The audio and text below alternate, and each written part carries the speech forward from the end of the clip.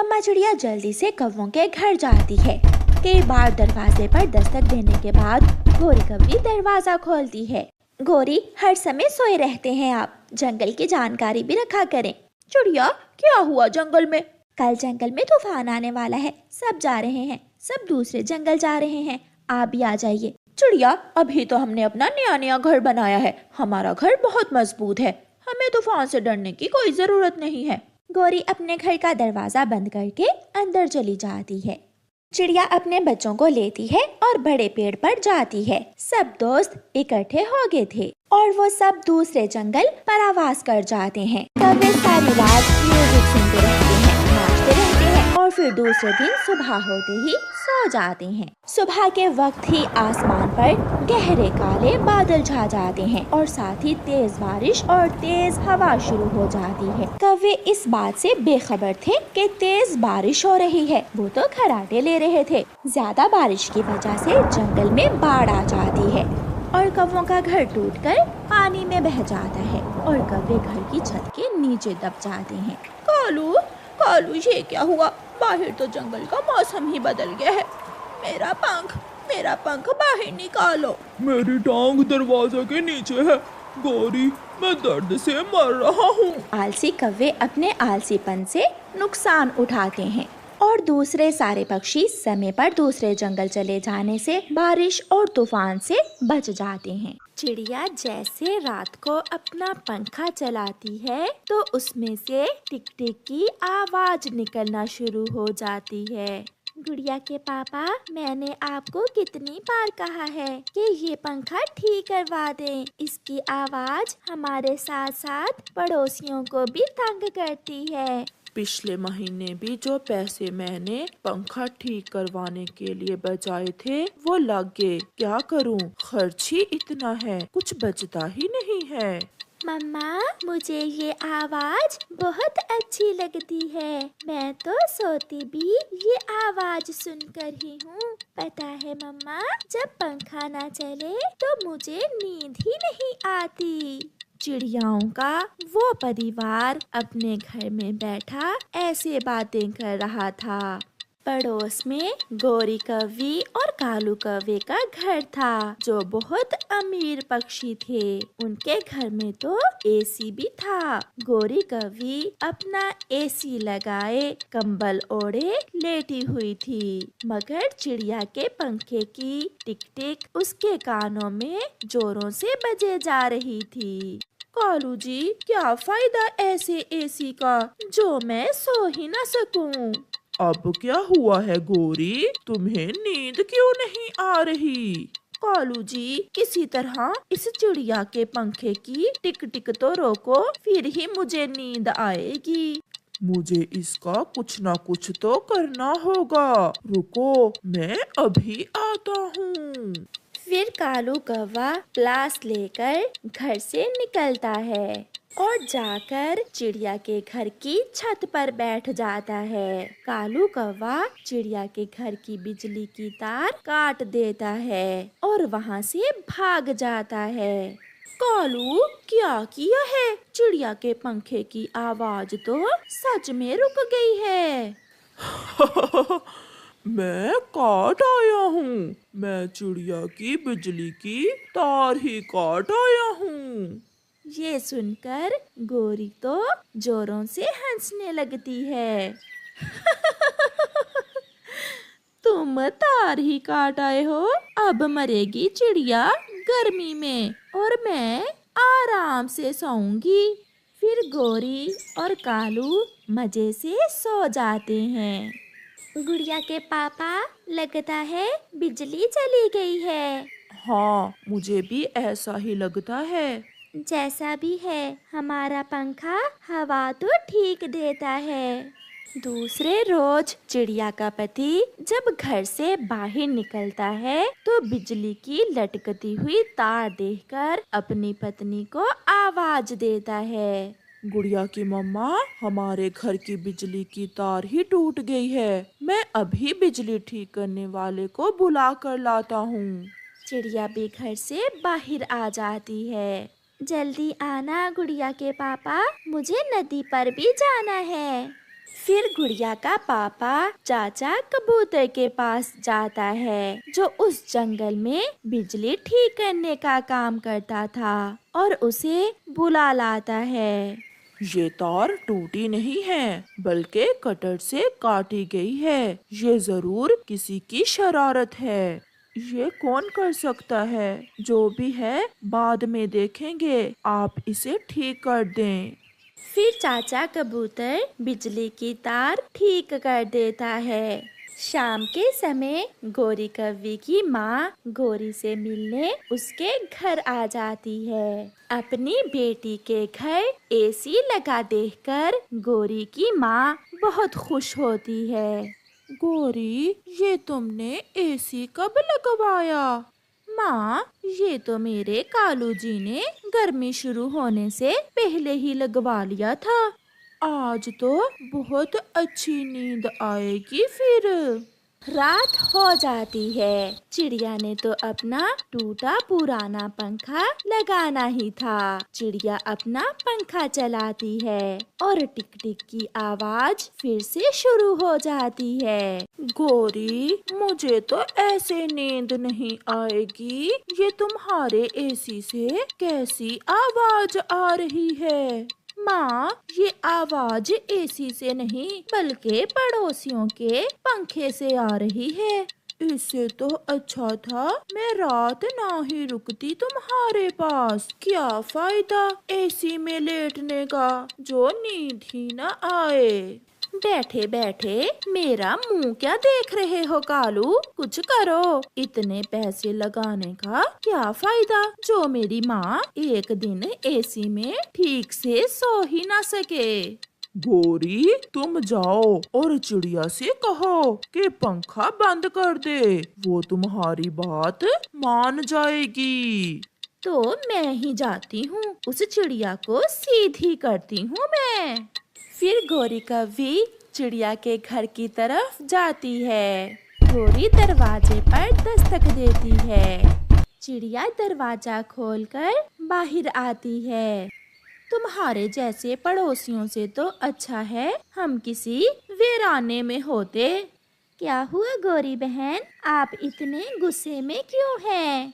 मेरी माँ आई हुई है और तुम्हारे पंखे की टिक टिक से उसे नींद नहीं आ रही। इसे बंद कर दो, नहीं तो कल मैं किसी कबाड़ वाले को बेच दूंगी तुम्हारा पंखा। आप शांत हो जाएं गोरी बहन, आज की रात मैं अपना पंखा बंद कर देती हूँ। फिर गोरी अपने घर चली जाती है और चिड़िया अंदर जाकर पंखा बंद कर देती है। गुड़िया की मम्मा, ये पंखा क्यों बंद कर दिया है? गोरी आई थी, कह रही है उसकी माँ आई हुई है और टिक टिक की आवाज उन्हें तंग कर रही है। फिर मम्मा चिड़िया सारी रात हाथ वाले पंखे से अपनी बेटी गुड़िया को हवा देती है। गोरी, गोरी की माँ और कालू कंबल ओढ़कर सारी रात सोते हैं।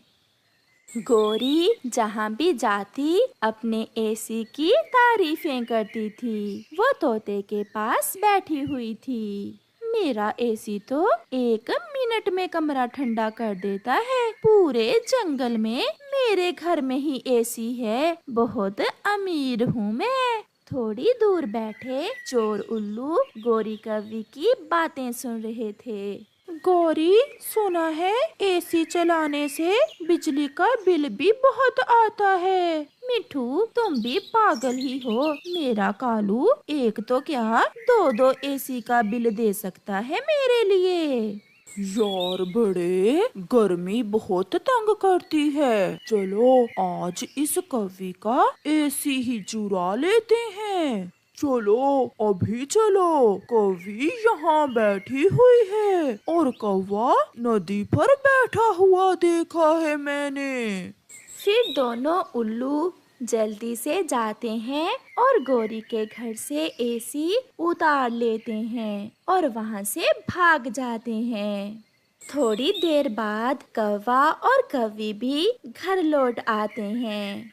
कालू, हम लुट गए कालू।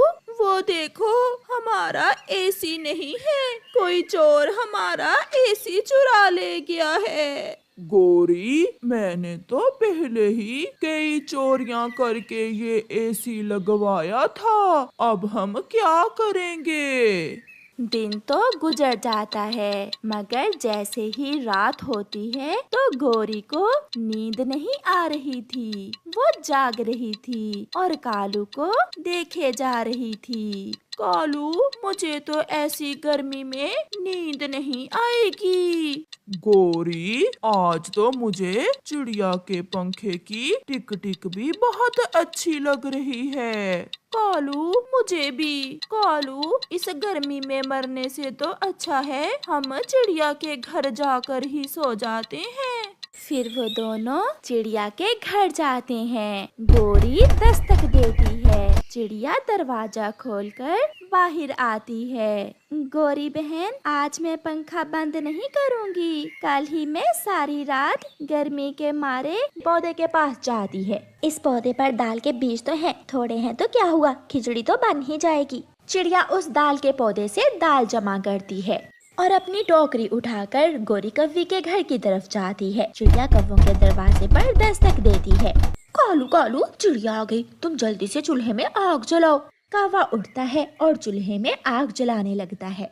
गौरी दरवाजा खोलती है। चिड़िया अंदर आ जाती है। आपने अभी तक आग भी नहीं जलाई, मैं तो दाल चावल लेकर आ भी गई हूँ। क्या करूं, धुएं से मेरा सर चकराने लगा है, लकड़ियां गीली हैं, इसलिए आग जल ही नहीं रही। चिड़िया, लगा हुआ है तो बेचारा कालू कब से, धुआं ही निकल रहा है, आग नहीं जल रही। गौरी बहन, तुम ये दाल और चावल साफ करो, तब तक मैं अपने घर से सूखी लकड़ियाँ लेकर आती हूँ। ऐसे कहते हुए चिड़िया अपने घर से सूखी लकड़ियाँ लेने चली जाती है। चिड़िया ने अपने घर में सूखी लकड़ियाँ जमा कर रखी थी। चिड़िया 2 लकड़ियाँ उठाती है और वापस जाती है। कालू जी, बस भी करो, अब क्या दाल चावल ऐसे ही खा जाओगे, खिचड़ी नहीं बनाओगे? दो दाने और बस, मुझे बहुत भूख लगी हुई है। चिड़िया भी आ जाती है। कौवा जल्दी से दूसरी तरफ होकर बैठ जाता है। आ गई लकड़ियाँ भी, अब जल्दी से आग जलाओ, मुझे ठंड भी बहुत लग रही है और भूख भी बहुत तेज लगी हुई है। चिड़िया, जब हम शाम को गरम गरम खिचड़ी खाएंगे तो सारी थकान उतर जाएगी। गौरी डिब्बे में नमक भी नहीं है, अब नमक का क्या होगा? कालू जी, तुम चिंता ना करो, ले आएगी अब हमारी चिड़िया नमक भी। क्या अब नमक भी नहीं है? अगर सारी चीजें मुझे ही लानी थी तो मिलकर क्यों बनाई खिचड़ी, मैं अकेली ही बना लेती। चिड़िया बहन, अब सोचने का वक्त नहीं है, जल्दी से जाओ और नमक ले आओ। चिड़िया उड़ती है और सीधी पहाड़ों पर जाती है। वहाँ एक नमक की कान से चिड़िया अपनी छोटी सी चोंच में नमक लेती है और वापस आती है। लो, मैं ले आई नमक भी, अब मुझसे और काम नहीं होगा। हो गया, सारा काम तो हो गया, खिचड़ी बन गई है, मैं नमक मिलाती हूँ। और चिड़िया, तुम जल्दी से नदी से पानी भर लाओ, कम वक्त मटका भी खाली पड़ा है। चिड़िया मटका उठाती है और नदी पर चली जाती है। कालू जी, अब जल्दी से अंदर से दरवाजे की कुंडी लगा लो, जब चिड़िया आए तो दरवाजा न खोलना। मैंने तो कुंडी पहले ही लगा दी है। गौरी, तुम बताओ खिचड़ी कब बनेगी? बस थोड़ी देर बाकी है।